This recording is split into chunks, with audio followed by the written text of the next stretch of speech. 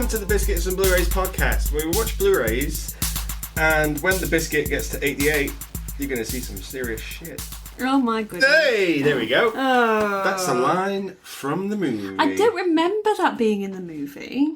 Yeah, he says it when it goes to 88. He's going to see some serious shit. I don't remember the biscuits being there. It's in there. It's in the Biscuits cut. It's the biscuits cut. The famous Biscuits The cut. official biscuits cut. We're your hosts, Jade and James. Hello. I noticed this how I put you first, because I always do. Aw, that's so cute. James and Jade. Back to the Future. Yay! Absolute banger. Oh, it really is. This was the first time on this new legacy where it's a redo. Mm-hmm. And I'm vibing. You absolutely are. You loved watching this tonight. Because, I like watching this film no matter where.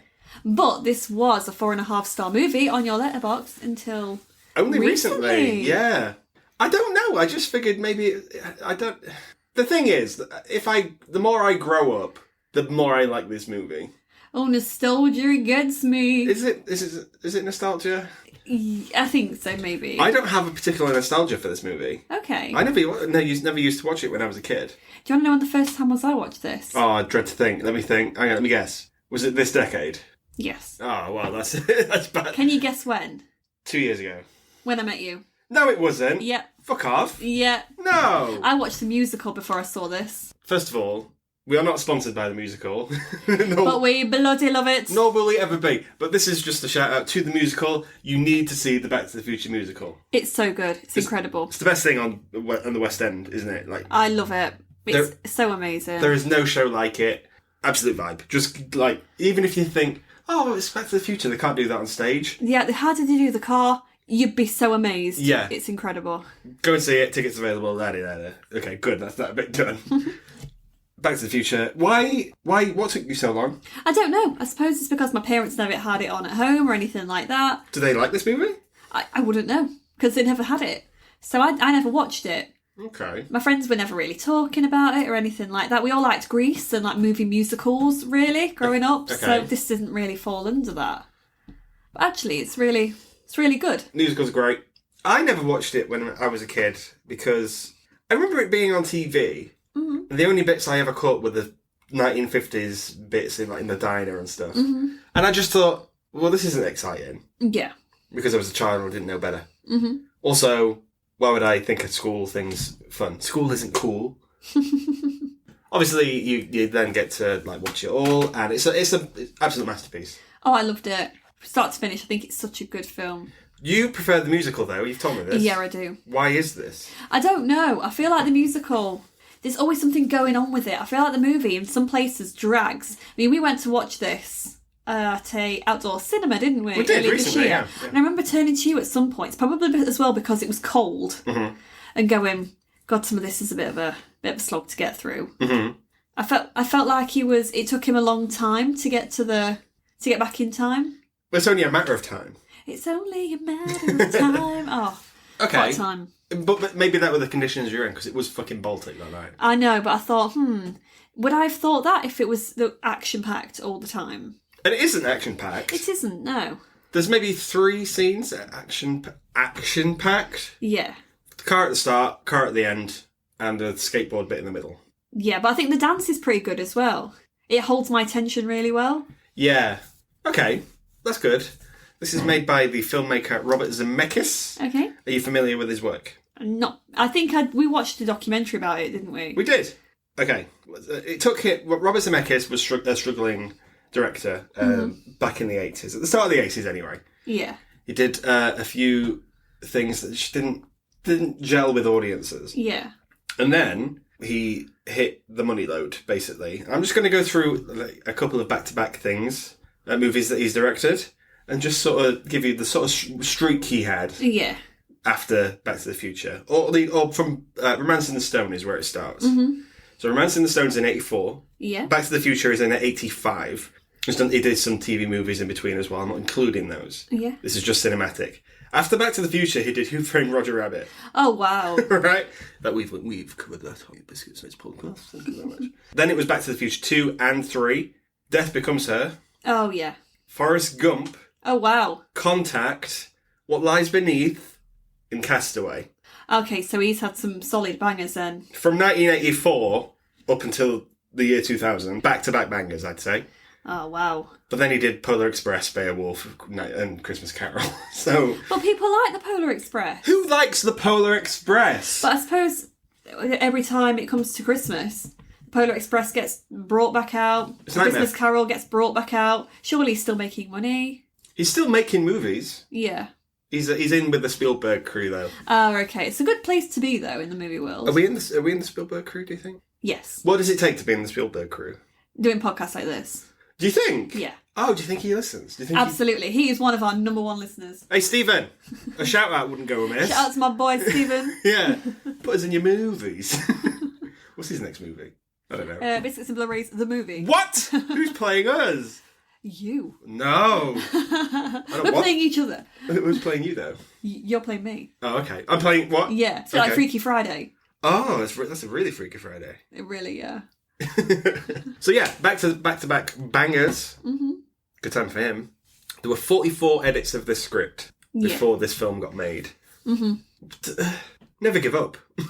Never give up. Make something that you think is perfect. A lot of the time, the budget affected the script. Mm-hmm. The original finale for this was Marty crashing the DeLorean into a nuclear power plant, causing an atomic blast that would then put him back in 1985. That's not safe. No, nor is that cheap to film. No, and that would surely affect other people around him. Oh, you're thinking like, of the characters in the film. Sounds very Chernobyl, that does. A little bit, yeah. Yeah. But anyway, that didn't happen because they couldn't afford it. So that's the way the film pans out to this. Yeah, didn't they have a lot of problems with cast as well with this? Let's talk cast, because this is a very good cast. Yeah. Michael J. Fox. Love him so hard. You fancy him, don't you? In this, yes. In The Frighteners, you do a bit. Yes, and that as well. And Stuart Little, maybe. No. Ooh. He's a mousy boy. Yeah, because I fancy a mouse. That'd be. It's not like he's a sexy fox. Oh, Michael J. Fox. Yeah. He's cool, right? He's so cool. I think he's cooler than Ferris Bueller. I've had this debate on podcasts I've featured on, and I've been called out for this. Because I said Ferris Bueller is cooler. And he's not. He isn't cooler. Okay. What? I can't possibly... Okay, I've changed my mind. There we go. Martin McFly's cooler. He is. He can play guitar. He can play guitar, he can skateboard, he can just be so cool. He's got a girlfriend. Shout out to Claudia Wells in this, by the way, who didn't come back for the second one. No, and she had some great 80s hair. Yeah, oh my God. Like, if I was to pick out... I know you like Madonna.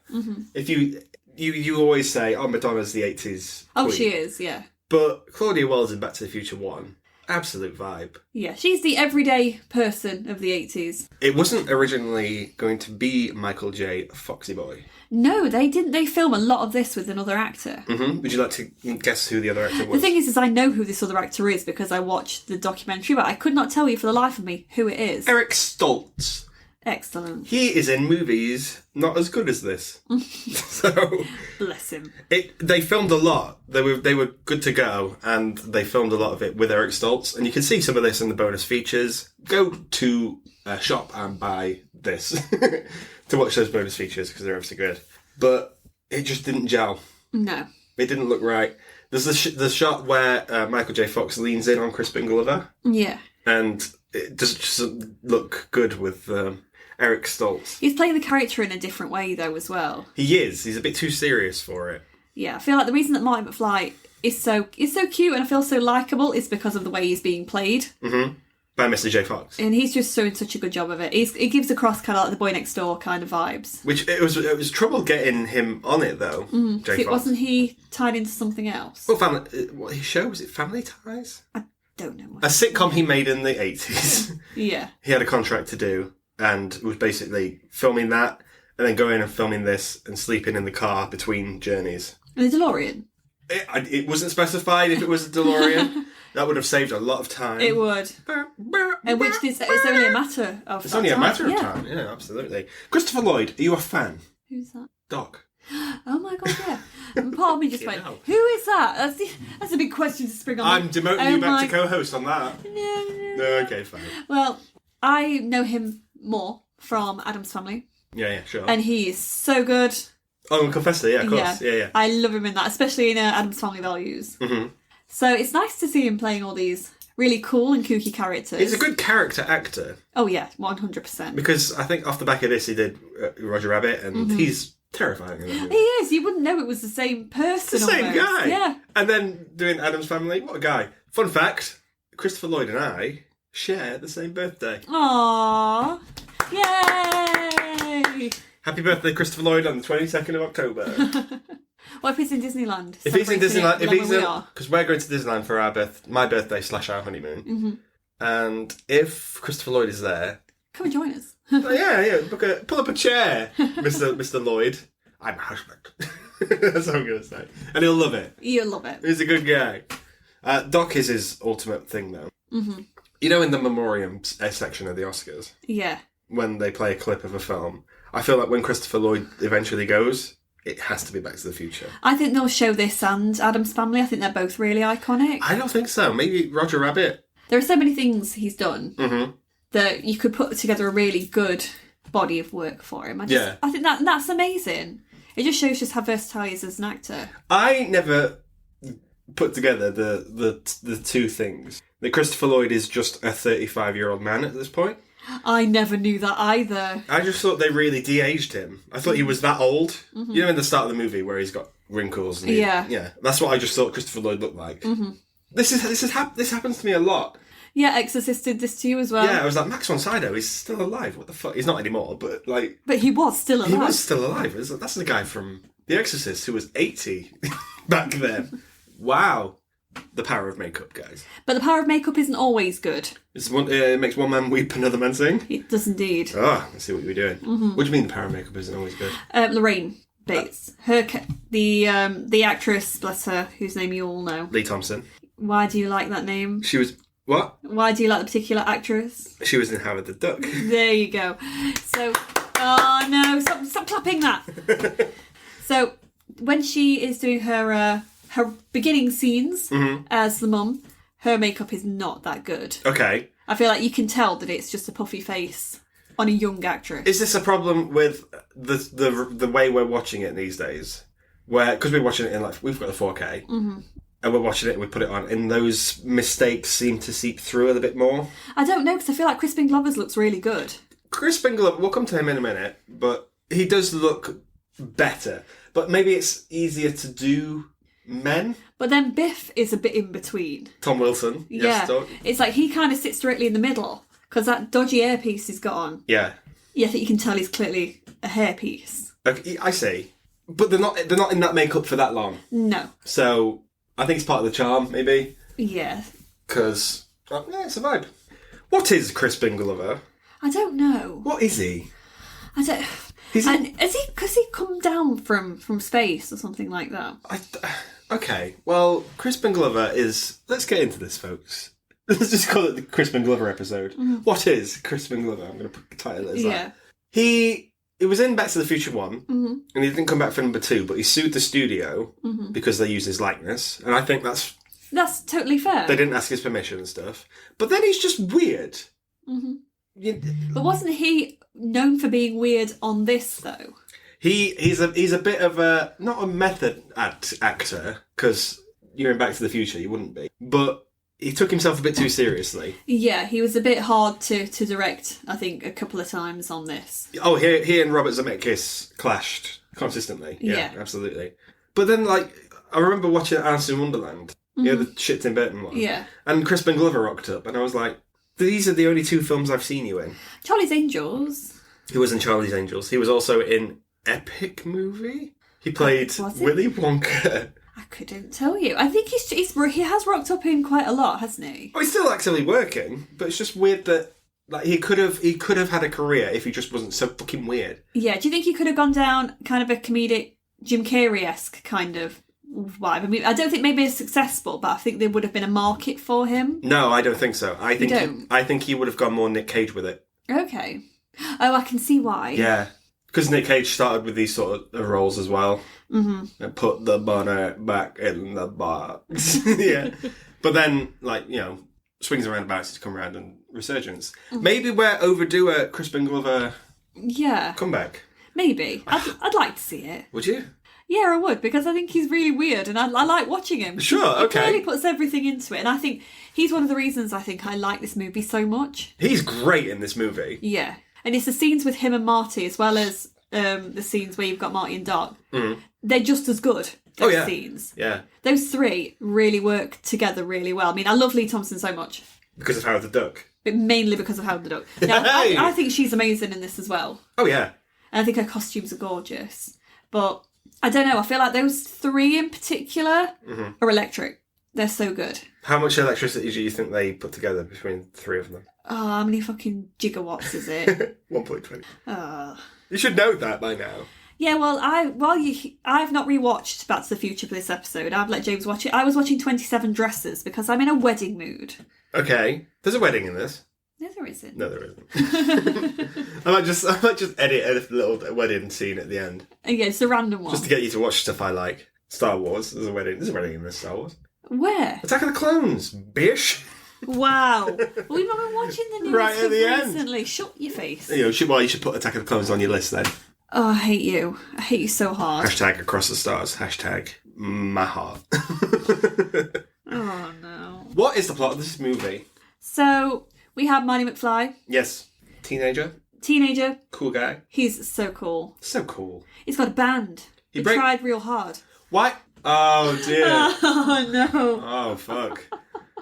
Was that intentional? No, but I like that. Right. He's in a band, he's got a girlfriend, but he goes home and he's like, oh, my parents are fucking shit. They are boring, aren't they? They're boring. They could be doing so much more with their lives. His mum's an alcoholic. His dad's in a crappy job that he's being bullied by his boss. Oh, we need to talk about Biff. We'll get to him in a second. Oh, okay. His brother and sister are... Just, one's works in McDonald's, the other's just like a dweeb. Yeah, they're not necessarily considered as being successful. No. As far as I'm concerned, if his brother's working, he's doing well. Oh, absolutely. He's making his own money. Yeah. I don't matter where he's doing it, as long as it's legal. Yeah. But to Marty, that's not really cool. No. And we get the scene at the beginning with Biff bullying his dad, and it's really hard to watch. It must be hard to watch somebody treat your parent like that, someone that you look up to. But Marty doesn't look up to his parents, though. That's the problem. Right, I see. Do people like this exist? What, like Biff? Yeah. I think probably somewhere. I think it was prevalent more... In the 80s and 90s. Around that time, yeah. The Wall Street... Wall Street Boys, I think a lot of that, so there's a lot of bullying and stuff like that going on. Yeah. Sad times for those guys. Yeah. Yeah. So, what's weird to me, and it never gets brought up, and I've got so many questions. Mm-hmm. Why is Marty McFly hanging around with a scientist? It is very strange. Maybe what, 4 times his age? Yeah. Yeah. That is odd. Mm-hmm. How did that friendship come about? They never say. I imagine it's some sort of Breaking Bad situation. Oh, you think that they do drugs? Maybe not drugs. They do science. They do, yeah. Science, bitch. Science, bitch. Exactly, yeah, see? So, but we don't question that. No, and Doc's weird, but he's not creepy, so we don't really question it so much. Yeah. It's part of the charm of the film that we go, okay, that's not important, actually. Yeah, but they never say he's like a family friend or anything like that, so it's like, why would he be hanging around with this guy? I'd like to think that maybe he met him because he was dog sitting for him or something that one time. Oh, with Einstein, yeah, of course. And then was like, oh, actually, you're a bit crazy, but I like this. Maybe he was a science teacher at Hill Valley School, maybe? Maybe. That would have been cool. But we don't get an explanation, nor do we care, actually. No. So I kind of regret bringing it up. Not everything needs explaining, though, with things like That's true. I think this is a product of the 80s as well, where they sort of went, okay, just do what you want. Yeah. I've said this in a podcast I featured on. The 80s were a time where imagination sort of ran wild a little bit. With films like Back to the Future, Ghostbusters, and just all these classic 80s, like Blade Runner and stuff. Yeah. They really fell into their own there, and we just don't have that anymore. I don't feel like we do either. Okay, quick question. Would you like this to be remade? No. Why? Because I feel like it's perfect as it is. Yeah. I feel like the musical does a really good job of bringing the movie to life, but they also add in different scenes. They add in different variants to the story because they have to adapt it to stage. There's only so much you can do on stage. Yeah, and I think that's perfect as is. Maybe do a filmed version of that the same way they filmed other musicals. Oh, you mean like Heathers and stuff? Yeah, put that on. I don't want to see this get remade ever. Okay. But I feel like it's one of those properties that's not protected. Ah, well, this is the thing. It is protected. Oh my God, thank God. For now. Yeah. Robert Zemeckis and Bob Gale, the writer of this, they wrote it together.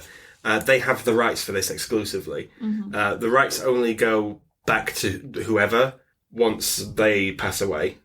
It has to be both of them. Yeah. So we've got a while yet until the rights to this film go back to Disney and they go, it's got actual fucking Tom Holland's in it. Nothing's sacred with Disney. If it's going to make some money, they're going to bring it out and regurgitate it. They have dipped their toes into this universe since. There's the video game that came out on the PS3, which I've played. I don't want to brag, but I've played that game. And there's a TV show. The animated There's a cartoon, yeah, of course. Which we'll talk about at the end. You can add to it for sure, but don't remake. No, I absolutely do not want to see this remade in the future. But I feel like it's something that they're going to that they'll look at. If they don't look at it as a complete remake, the car will turn up somewhere, and they'll create a brand new story around the car. The car is dead. Is it? Oh no! Spoilers for the third one. Yeah, the car's ruined. Excellent. But you could always have it rebuilt. Who knows? Yeah. Someone could find Doc's original plans and rebuild the car.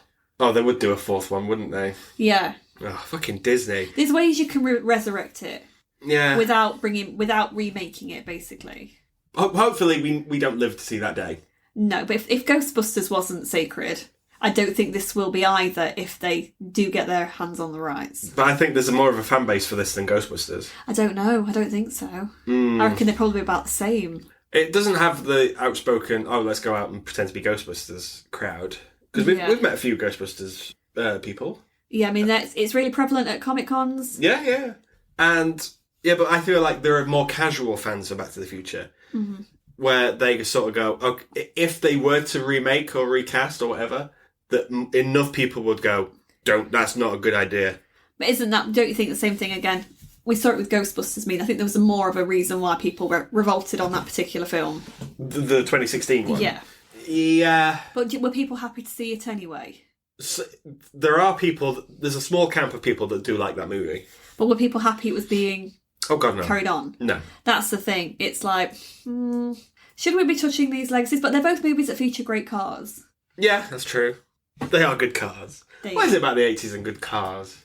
And you've had your photo taken with both cars. Well, we have. Yeah. Because we went to the Ghostbusters fan event and the XO1 was there. And then we went to MCon in Nottingham, and there's the DeLorean. And you actually got to sit inside it. Ladies and gentlemen, you could see those photos on our Instagram page, Biscuits Blurays. Thank you very much. They're really nice cars, beautiful cars, in fact. I'd like to see one again, perhaps. At some point. Anyway, Marty's hanging about with this scientist who has invented a time machine, made it into a DeLorean.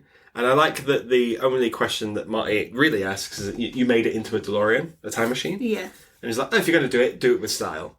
I like that. Like, don't think about it. But I don't feel like it does look like it's got style, that car. No, this is the problem for me.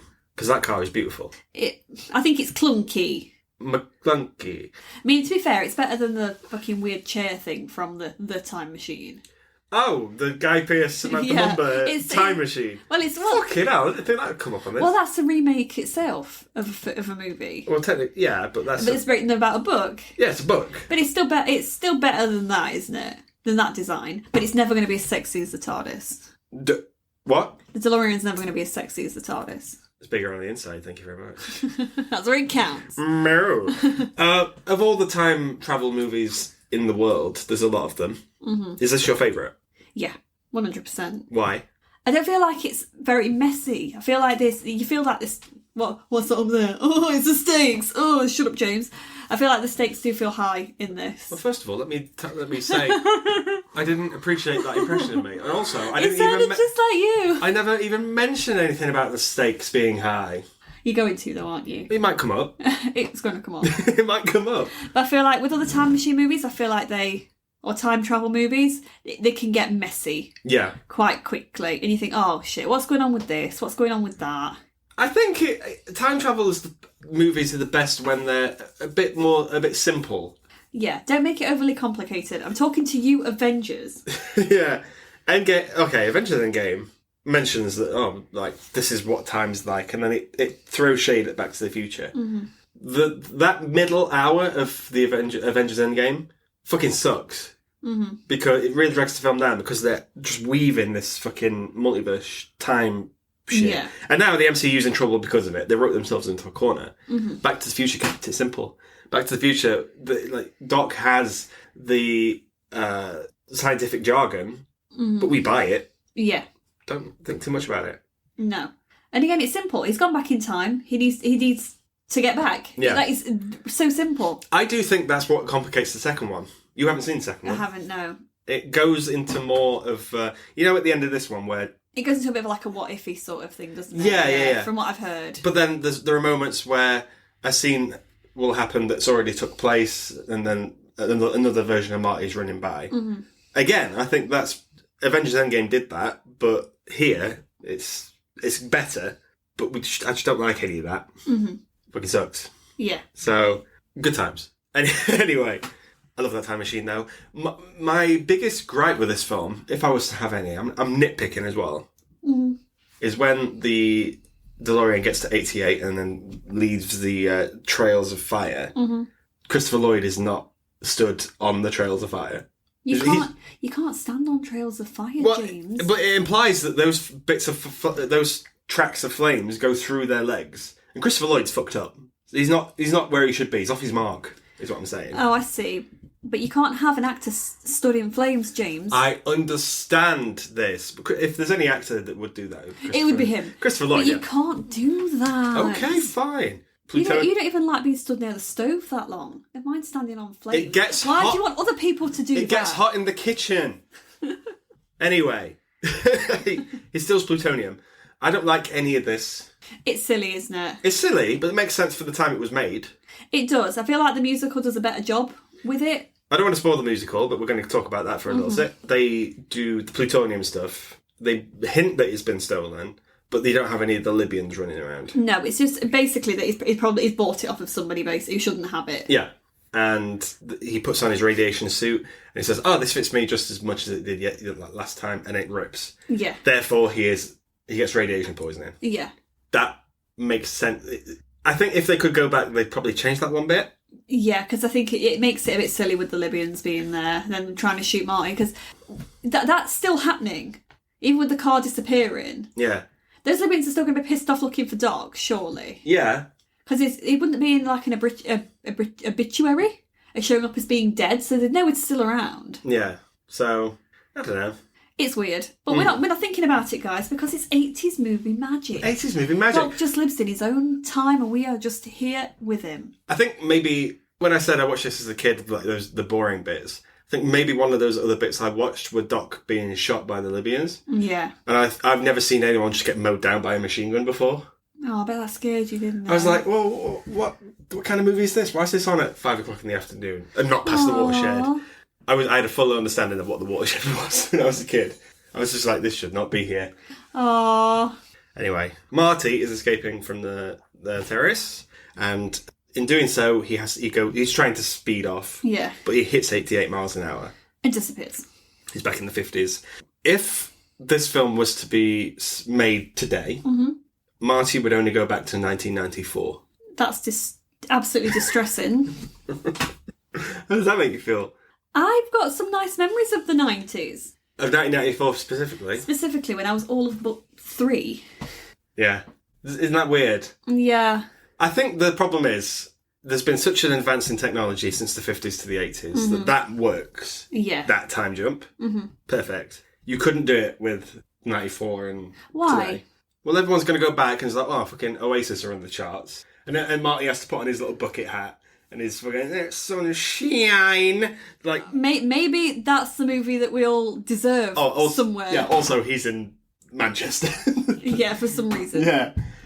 I don't know, it weirds me out. But we still wouldn't have mobile phones around that time. Not really. No, but we would have computers. We'd have a general knowledge of like where this technology is taking us, surely. But you'd still not have any. If you're in that timeline though, and you've got to try and get back. Yeah. What's the computer going to do for you? you're still fucked. It's going to stop you taking house calls while it dials up. Oh my God, what a time that was. So he has to get back to the future. That's the title of the movie. Oh my God. Unfortunately, though, he's come across his mother. Well, I worded that wrong. Oh, you did indeed. So he's meddled in the meeting of his parents. Yes, he's fucked up a canon event, basically. Canon events, yeah. Yeah. That's bad. It's very bad. So his dad was a peeping Tom looking in at his mum. A perv, yeah. Marty catches him, and Marty's the one that gets hit accidentally by the car as opposed to his dad because he pushes him out of the way. Yeah. However, that's how they originally met, and she fell in love with him. And she fell in love with him, weirdly, she said in the beginning, because she felt sorry for him. She was able to baby him. Yeah, but she would have done that to George, because George was a little dweeb. And he'd have loved it. But maybe that's clearly what she likes. She wants a man she can mother. Yeah, well, yeah. There's something about that boy. Oh. That's another title of one of the songs from the musical. Oh, James is going to keep doing this now. Maybe I am. It's only a matter of time. What I find weird, though, is that the family went, oh yeah, we're going to take this boy in off the street. We don't know what he was doing around to get hit by the car, but fair enough, we'll bring him in. Yeah. And then they put him in their daughter's bedroom without any trousers on. No, he had trousers on. She took them off. What's she doing there with him on her own? It's the 50s. My mum and dad had been like, you sit downstairs. It's the 50s. You leave him on the sofa. And this is an example of what I think the 50s were like, because the media told us so. The 50s were probably not this. Of course they weren't. No. Rationing was still happening. Absolutely. Yeah, we were just coming back off World War II. Grey. I imagine everything was grey. But here it's all dreamcoats and petticoats. I think there was still an element of that. In some places, probably, yeah. Yeah, it was like, you got to make do and mend, stuff like that. That was still very much a thing. What's that? Like, you can't go out and just buy new dresses. You make do with what you've got. Oh, right, I see. People were more creative. Yeah, more colourful. Same with, like, the way they were cooking. You have to be more creative with your rations. Mm-hmm. Meatloaf, maybe? Absolutely. Yeah, sure. He'd do anything for love. Yeah, very good. Yeah, I got you. Yeah, that's all right. Marty finds out where Doc lives and goes, right, you have to get me back to the future. But I fucked up a little bit. And Christopher Lloyd, Doc, goes, okay, well, sort that out and then we can take you back. But we need power. We need to, you can't get plutonium from anywhere. We have to power the machine. Mm-hmm. There was a lightning strike. Yes. Yeah, so we've learned at the beginning of the film that there was an event that happened in which the town's clock tower was hit by lightning and it stopped. And they're trying to save the clock tower. There's a big thing about it, isn't there, in the beginning scenes? I do like how you're explaining this like no one's ever watched Back to the Future. Yeah. So bear with us, guys. So Marty's like, oh well, we can use this event in order to power up said car. So it's okay, good, you've got a week. You've got a week to get your parents to fall in love. Yeah. It's a good job Doc put in that date, by the way. That was his last date that he put in before Marty went back. Yeah. Because he says, you could go back to the Declaration of Independence. He puts in that one. And then he's you could go back to the birth of Christ. Can you imagine if you went back 2,000 years? Yeah, you're not going to get plutonium for anywhere, are you? Marty would be trapped and dead. Jesus could give it to him, though. In this timeline, if in a separate timeline, if Marty went back to 2,000 years ago and witnessed the birth of Christ, do you think he'd have an input on it? No, but he wouldn't be fucking up the canon event with his parents, so he'd basically just have to live in that timeline until he dies. Do you think he'd be the Good Samaritan, maybe? Absolutely. Or the Judas type?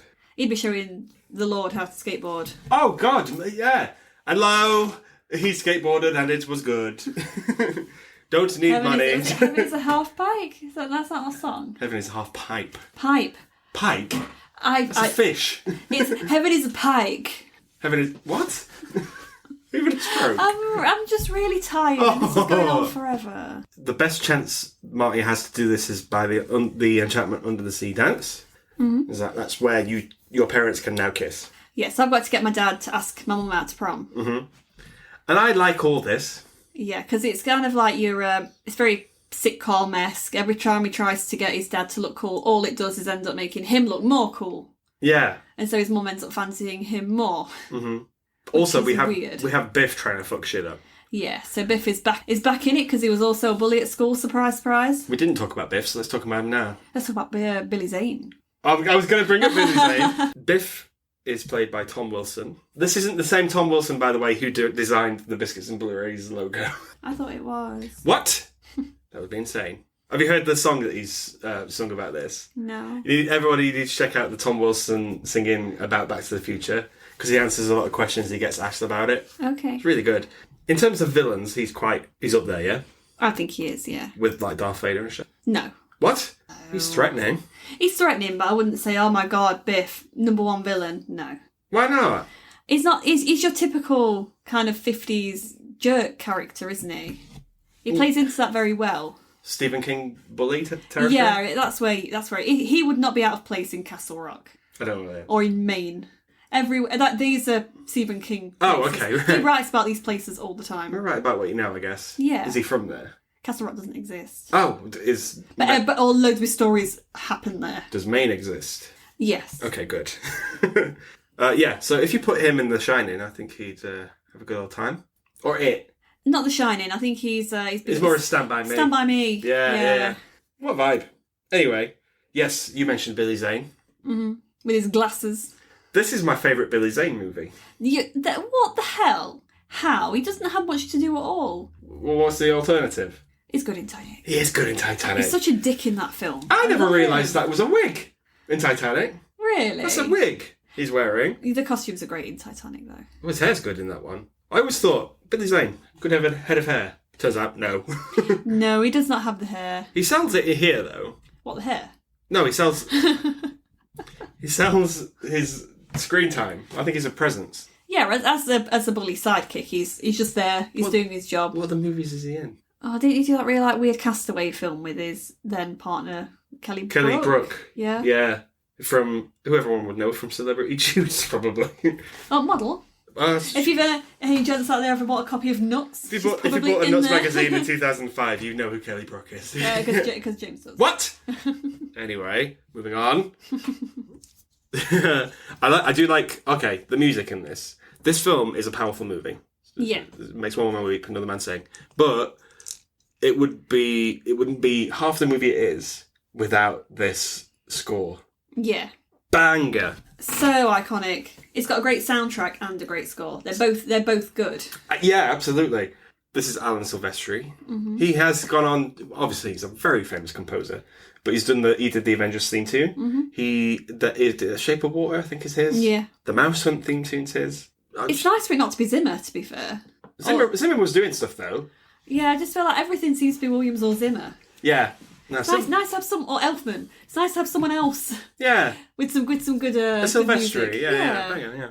Anyway, yeah, the score is pitch perfect. Mm-hmm. The music as well is good because in the Enchantment Under the Sea dance, of course, we've got Earth Angel. Yeah. Which is a vibe. But Johnny Be Good, but this is for the 50s stuff. Mm-hmm. When we get to the 80s, we've got The Power of Love and fucking Back in Time. A bit of Huey Lewis and then Yeah. Here's me thinking, got your mind to it, because I'm thinking of the musical, but it's not in it. No, it's not in it. It was created for the show. I see the musical, guys. Anyway, Huey Lewis makes a cameo. I thought it was. When we watched it on the outdoor screen, I was like, that's Huey Lewis and all the news. Mm-hmm. And then I googled it and it is Huey Lewis. No news confirmed. No news was there. No news was there. You've seen American Psycho? No, I haven't. You've not seen American Psycho? No. Well, we should have done that next, really, because it's Huey Lewis connected. Okay. But people will know. But Power of Love is a banging song. Yes, it is. Has nothing to do with the movie. No, it just plays randomly. Yeah. In the kind of beginning credits scene while he's going around the town, we see how dilapidated and shit it all is. Well, to be fair, Marty's band is doing The Power of Love when they audition for the show, but then we don't hear it again. It is Huey Lewis who tells him to shut up. Yeah. Yeah. It's too loud. I was like, fuck you, Huey Lewis. Quick diversion. Have you seen the We Are the World video? Ages ago. There's a very famous clip of Michael Jackson and Huey Lewis singing side by side. Mm-hmm. And Michael Jackson's done his beautiful moment on it. And then it's up to Huey Lewis who's next. And Huey Lewis, I love the guy, but he's not vocally up there with Michael Jackson. And you could see Michael Jackson just going, But I think that's the problem with any of the Band-Aid stuff as well, because not all of those singers are on the same level as each other. Yeah. They work in their own rights, but together... Nah. But together, it shows who the really powerful singers are with the really, really incredible voices. I just think it's really funny. Bless him. I know. Anyway, when we saw the outdoor screening of Back to the Future, where when it comes to the end of the movie where George punches Biff, finally stands up to him. We've seen it in the outdoor showing, and people clapped. Mm-hmm. People applaud. And in the musical, go see, get tickets now, they applaud all the time. Yeah, every time I've seen this with an audience, everybody's clapped at that bit. Yeah. And rightly so. Yeah, I feel like they build it up enough, and again, the stakes are high. What? Get them stakes down. It's too high for stakes, that. When they're at the dance, and George finally stands up for himself and wins Lorraine, everyone's like, oh my god, this character deserves this. They deserve each other. Yeah. I think it's a beautiful moment. It is a beautiful moment. And then I really like the Earth Angel. This version of Earth Angel alone. Mm-hmm. I can't say I've listened to any other version. But with the orchestra coming in at the end, and when they finally kiss. Mwah, chef's kiss. Because he's there helping with the band, watching what's happening. And you can see him looking at the picture and he can feel himself getting weaker, thinking, oh shit, they need to hurry up. Yeah. Oh, it's such a beautiful build-up as well. I think that's the thing. From the middle of this film, it's crescendo after crescendo. Mm-hmm. Where, okay, you've got all the whole stuff with the drama with George and Biff, and then you've got George and Lorraine. Won't they still, that. Yeah. But then after that, you've got the car. It's relentless up until that point, until the end of the movie. And I'm not being funny. The stuff with the car at the end is top notch. I think so too, but I also feel like the sequence with Doc trying to sort himself out during the storm goes on for a lot of time. Oh, but here's the thing. I don't understand how he can make that much of a meal out of it. No actual person could do that. Yeah. Or fuck it up that hard. He does fuck it up that hard, doesn't he? It's like, how have you created anything? Ever? He's a bumbling scientist. We like my favourite kinds. Yeah, but I feel like the whole sequence, while I do love it, and I think it builds up really well to a satisfying payoff, it goes on for too long. You could have cut a couple of minutes off of that. Because he's up there and he's got to connect the cable again, but then the bells are going off, and he's like, oh, my hearing. If you stand next to a bell, is that what happens to you? Well, it can deafen you, I guess. Okay, sure. I've never stood next to a bell. Well, people get deafened near speakers and stuff, don't they? What? Oh, shut up. But then he's doing that, and then he's scared by lightning, I guess, because he falls off that, and then the ledge is crumbling, and he's hanging off the clock. Mm-hmm. What a meal you've made of this! You could just... they should have swapped. Mm-hmm. What, had Doc trying to get them together? Yeah. And Marty trying to sort that out? Yeah, why not?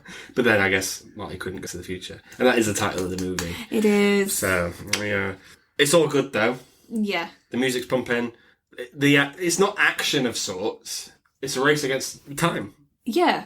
And I really like that. I like the fact that it's not just action chase scene or this or that. You get kind of different ways in which it builds attention, it builds you up. Mm-hmm. Which I like. Me too. I don't like. That's the problem I tend to have with a lot of action movies. I feel like it's action sequence after action sequence over and over and over again, and eventually it gets repetitive and boring, no matter how good the choreography is with fight scenes and stuff like that. I prefer movies like this, where you get different sequences that build you up, and it furthers the story, but they're not all the same. Who are you calling out in that one? Anything to do with Marvel. Recently. Yeah. Where it's just literally action scene after action scene. The Fast and Furious movies, shit like that, that I feel like gets churned out a lot nowadays. There's no variety to it. No, it's like I want to see the build up with the story, not just with action sequences. Yeah, okay, that's fair. The Fall Guy's not that though, right? The Fall Guy, I felt like had a bit too much in it, but we know why that movie was created and what it was trying to show off. That's the point of the movie. Yeah. Yeah. Okay. He gets back to 1985, but because he's messed up still. Yeah. He fucked up with the timeline. Because George has punched Biff and stood up to Biff, Marty goes back to a better timeline for him and his family. So basically it's George has changed everything just by having that confidence in standing up for himself. It's George's movie for sure. Oh yeah, I agree. It's like you know how Mary Poppins isn't about the kids, it's about saving Mr. Banks. That's a movie you should watch. Yeah, I think the same here. Yeah. Marty's not he's the protagonist, but he's not the focus of the movie. No. George McFly. Oh, and he's incredible in it. Yeah. Give me a milk. Chocolate. But you really want these characters to get together. I think they're really likeable. Yeah, absolutely. Oozing with charm. Yeah, you really want George to win. Mm-hmm. And I like the fact that when Marty comes back, and the timeline has slightly changed. Yeah. He's coming back to a dad that is more confident and can stand up for himself. Because he's still kind, even though he's got more of a backbone. Yeah. But he's still got Jennifer. Yeah. I like how that's a consistent probably in all the timelines. Mm-hmm. Yeah, nice. But not the same Jennifer, because it's Elizabeth Shue in the next one. Yeah. Not a vibe. No offense. Well, not George. George doesn't have Jennifer. He still has Lorraine. Oh, yeah, of course. I was talking about Marty, but okay, sure. Biff is waxing the car. The roles have been reversed. Good times. You think the film was wrapping up. Mm-hmm. And then, fucking Doc Brown rocks up in his Hammer Time outfit. I love that outfit on him. Ugh. With the glasses and stuff. Mm-hmm. And the yellow coat. Are you kidding? I love that shit. And he's being all crazy. He's like, you got to get back in. Marty must be fucking knackered by this point. Yeah. Thinking, I've just come back. He's had a hell of a week as well. Yeah, it's like, I missed my girlfriend all week. Mm-hmm. He's like, no, bring her with me. It concerns her too. She must have think, I'm not getting in a car with that weirdo. It's your kids. Something's got to be done about your kids. So they stay together. Good for them. Yeah. And then we get the cliffhanger of cliffhangers. Mm-hmm. Where it's like, oh, Doc, there's not enough road. We can't go here. He's like, roads! Where we're going, we don't need roads. That's such an iconic line. Such a beautiful line. Well delivered. And then the car flies away. That's cool, isn't it? And guys, we're going to keep talking about it. Go and see the show. We can't tell you what they do with the car, but it will surpass your expectations. It will. And they will do the scenes that you think in an incredible way. So please, please, please go and see that car in action. Mm-hmm. It's sexy. There was a bit of a gap between this and Back to the Future 2 because they didn't expect this one to do so well. Mm-hmm. Back to the Future 2 and 3 were filmed back to back, and they're released year after year. Are you interested in the other two movies? No. You're not? Not really. Why? Because I've heard mixed things about them. The universal thing I've heard about these films is that number 1 and 3 are good. And 2 isn't. But I know that there's a Western themed 3 that I can't really get behind because I like the 50s so much. Yeah, no, it makes sense. And I don't want to move from that. The 2 gets bogged down by its all-time stuff. Mm-hmm. That's the only thing that weighs it down. Mm-hmm. I think it's still a pretty good sequel, but it's not as good as the first one. Number 3 is better than 2, but not as good as 1. Yeah. I don't know. I think people here think Back to the Future is a perfect trilogy. Yeah. If you watch them back to back. I don't. No. I think you can skip 2 and 3. But by extension, I think you can skip maybe 2 and 3. Yeah. You can just have one. Just have one good movie. Well, so far I've only seen 1 and I'm happy with that. I feel like it's open. It's closed. I don't need to see where they go again. I can live on that ending and think, you know what? Whatever they do, they're going to succeed. Okay. I don't need them fucking about with timelines. Mm-hmm. Or messing around. I don't think you'd like what they do in the second one. No. Because it kind of shits on a character in this one. Yeah. So. And I know bits about that. Yeah. And also I know 3 is there a love interest for Doc and stuff. Yeah. While I like the idea of that, I don't need it. Mm-hmm. His character just being crazy and eccentric and amazing all by himself is enough for me. Yeah, that's fair. You mentioned a cartoon that was made. Yes. Have you seen that cartoon? No, but I've seen a lot of footage recently on social media from the cartoon. Doing the rounds again. And I'm here for it. These 80s cartoons are coming back. What with the Beetlejuice? Yeah. They're doing the rounds again on social media. We need an Evil Dead cartoon. That's what they're doing next. Oh, no wonder you're going to be watching that, aren't you? Well, Bruce Campbell has come out and said, and this is not the topic of this podcast at all, but he's come out and said, I want to do it again, but I'm not as young as I used to be. Mm-hmm. But his voice hasn't changed that much. Yeah. So they're leaning in towards doing an animated one. But there's quite a large market for adult animated cartoons. Oh yeah, big time. I'm not sure about horror. I don't know where that'd go. Maybe that's where it needs to be. Do you think these cartoons should come back? Yeah. I think there's a place for it. I think it's with audiences like us. Yeah. Who, let's face it, people our age have got kids and stuff. They would show their kids these cartoons. These sorts of things, yeah. And then it all starts all over again. Yeah. And I love that. I love the idea of people watching these things together. Mm-hmm. Yeah, okay. Not Evil Dead. I don't feel like you could... don't bring your kids to watch that. I mean, you can if you want, maybe. No. Sure. Back to the Future, better than Space Jam. Yes. Absolutely it is, because it's Back to the fucking future. Good times. Oh, it is amazing. Wasn't this our last film that we watched last year? Didn't we watch this just before midnight? I think we did. Yeah, so we made it our last film of the year last year. Yeah, that was cool, wasn't it? Are we going to do that this year? Maybe. No, I don't think so. I've watched it twice this year already now. I don't want to overdo it. I love it, but I don't want to overdo it. Well, we keep saying that, but every time we go to London now, we seem to watch it. But because James can't keep away from it. We can't stress enough how good that musical is. You're gonna do it. I know, but it's so good. And I'm never not impressed by that car. Think it'll be the same when eventually it stops running at the Adelphi and it's filmed? Because it's going to happen. I think so. Think it'll still hit the same if you watch it as a recorded show? Oh, yeah. But you've got to be there. Dream roll, who would you play in this? Jordan Fly. Oh, banging, you'd be great. You're my density. I love it. Is that your favourite line in this? No, my favourite line in this would be... I think it's Lorraine's. Not Lorraine. No, Lorraine, yeah. Where she says, I'm pleased to meet you. In the musical, it's better. But in the film, it's, I'm pleased to meet you. Calvin, Marty, Klein. That way she gets the names wrong. It's written all over your underwear. That, I think, is my favourite. Oh, okay. Yeah. I still like the milk one. Give me a milk. Chocolate. Yeah, I like that one. And he's so powerful, like, get me a milk. Yeah. Oh, what a guy. That's what I do when I want to feel powerful at work. You have chocolate milk? Yes. Yes, absolutely. Chocolate milk kills Give me chocolate milk. Yazoo. You power up like Super Mario when you have a chocolate milk. I really do. Yeah. You've not had a Yazoo in ages. It's because I don't want to be bloated before my wedding. Afterwards, though, Yazoo heaven. Hey, guess what? We're in spooky month. Well, we're going into October, so it's all the spooky stuff. We've been doing a lot of Flanagan shenanigans recently. I've been introducing James to a lot of these TV shows that he missed out on the first time around. And here's the thing. For the podcast, we were going to do, for October, the Halloween specials were just going to be what we call the Flanagan shenanigans, where it's like Doctor Sleep, Oculus, Hill House and stuff. We've watched them now, and... You're ready to watch them again, though, I'm ready to watch them again. It might happen next year, the Flanagan shenanigans. I feel like Hill House, people are going to want to see your reaction to that. Okay, people have asked. People have asked for a Hill House episode, but I've only just recently watched it. I need to sit with it for a bit before watching it again. Yeah, then I think we should do Hill House. Okay, Young Frankenstein's next. Oh, yeah! Getting spooky, but not too spooky, you know? No, but we love Young Frankenstein. Fucking love that film. Gene Wilder is sexy. What?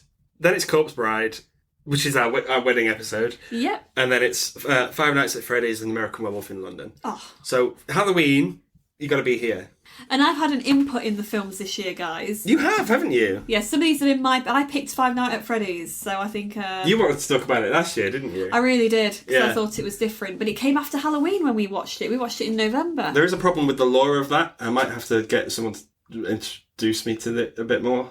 Yeah, because I've not played any of the games, yeah, which I need to know a bit more about before we talk about it. But yeah. So, yeah, we're 5 episodes in. Get ready for the spooky dookies, because we are. Woo, Biscuits and Blurays. Spooky season. Yeah. Oh, yeah. That's what I did, yeah. Sweep. Like Night of the Devil, watch it. And Back to the Future musical, get your tickets now. Sure. We're not sponsored. No. But I can't stress that enough. But go and watch it. Go and watch it, guys. Seriously. Thanks for listening, guys. We'll see you next week for the Spooky Dookies. Bye. Bye-bye.